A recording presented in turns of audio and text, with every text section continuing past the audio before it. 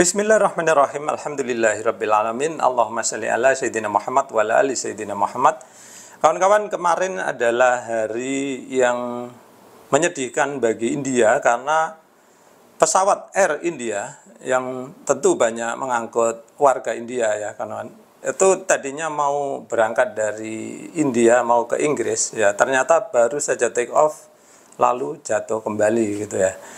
Nah, apa yang terjadi ya? Banyak kemudian orang yang terlalu terburu-buru curiga dengan jangan-jangan ini gara-gara pabrik Boeing lagi gitu ya. Karena kita masih ingat ya, beberapa tahun yang lalu kan kecelakaan yang melibatkan pesawat Boeing ini cukup banyak ya. Salah satunya yaitu Lion Air, kemudian ada lagi Ethiopian Air ya, yang mana tidak ada yang selamat sama sekali. Nah, sedangkan yang pesawat Air India ini satu orang selamat ya. Nah, apa sih yang terjadi sebenarnya? Ya, banyak orang yang membuat analisa, ya, salah satunya yaitu Kapten Steve ya. Menurut saya Kapten Steve ini kayaknya orangnya cukup senior ya. Kalau lihat dari penampilannya sudah terlihat tua gitu. Jadi mestinya jam terbangnya cukup tinggi gitu ya. Nah, saya sendiri ya, kawan, ketika melihat video yang dikirimkan teman-teman saya melalui grup WA, itu ketika melihat pesawatnya yang mau jatuh itu, saya agak heran ya, kenapa sayap pesawatnya terlihat tidak normal ya. Tidak normalnya apa? Terlihat tipis ya, kawan. Kenapa? Biasanya pesawat yang lagi take off itu terlihat tebal sayapnya. Kenapa? Karena ada flapnya ya, yaitu sirip di belakang sayap itu nekuk gini ya, kawan, membentuk sudut karena dia dalam posisi lagi mengangkat pesawat ya untuk naik tinggi gitu, sehingga dia akan ditekuk. Tapi yang terlihat pada pesawat Air India ini kok terlihat tipis, jadi saya curiga jangan-jangan flapnya nggak ditekuk gitu ya.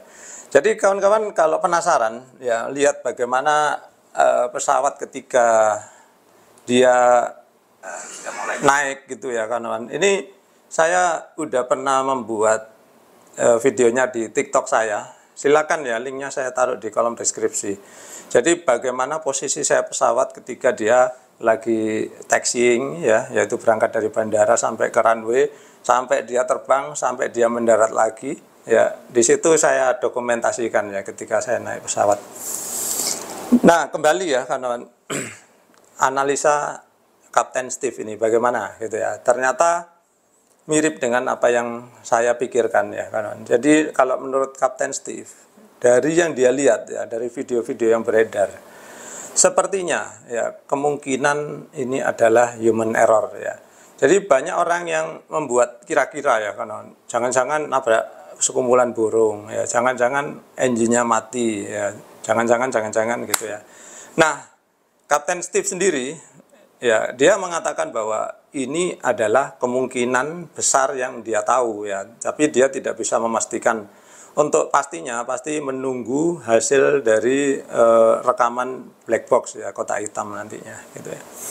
Nah, tentang apakah kemungkinan dia menabrak sekawanan burung. Jadi pesawat itu kalau nabrak burung ya, kawan, burung dalam jumlah banyak tentu saja ya, itu bisa mematikan atau merusak mesinnya ya, kawan. Karena dia mesinnya kan terbuka seperti ini ya, kalau dimasuki langsung pecah gitu ya. Tapi kalau emang kemasukan burung, dia biasanya akan terlihat api di belakang mesin jetnya. Tapi ini dari video yang beredar tidak ada terlihat api sama sekali. Kemudian kemungkinan kedua, ya, apakah engine-nya mati gitu ya.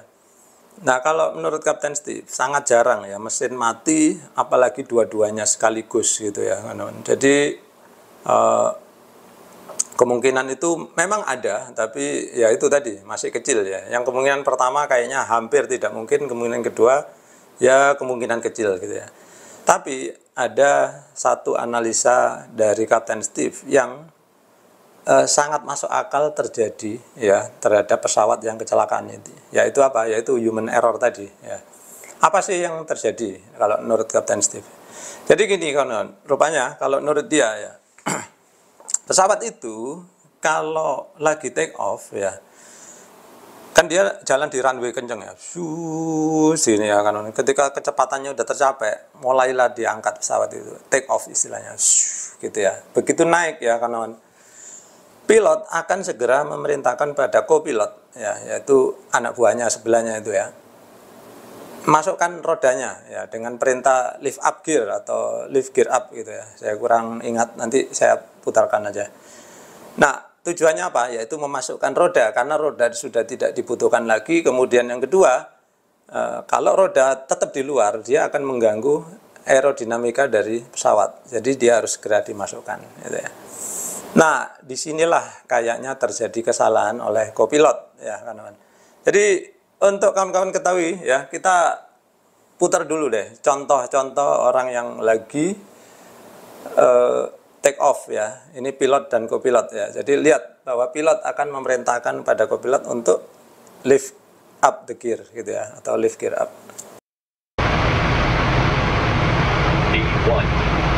Rotate. Positive climb. Gear up. And up. Check.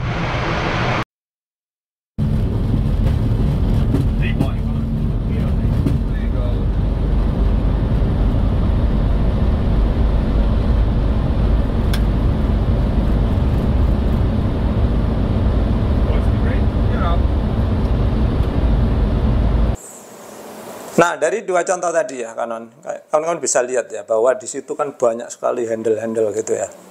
Nah, menurut Kapten Steve, kayaknya si kopilot itu begitu disuruh lift up the gear gitu ya, dia dorong tuas, kayaknya tuasnya itu salah ya. Tuas yang didorong itu kayaknya tuas flap ya, atau tuas sirip sayap tadi yang kita omongin di awal tadi ya, kawan. Jadi bukannya rodanya masuk, tapi siripnya yang naik gitu ya, kawan.